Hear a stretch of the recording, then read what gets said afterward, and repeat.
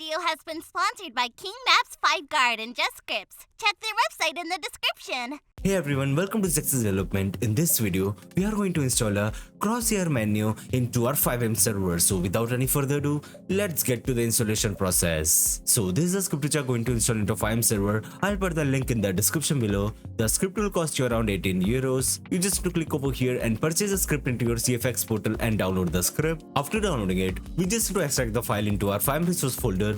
So I'll be extracting it over here. Just like this. Now open the file. Then go to config.lua. So this is the configuration of the script.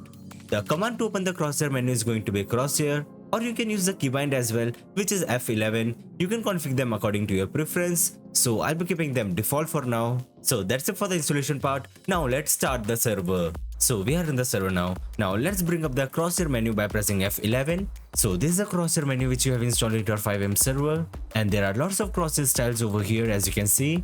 From here we can change the size of the Crosshair. And from here we can change the opacity. And by clicking over here, we can select the color for our Crosshair. After you configure your Crosshair, you just have to click on save.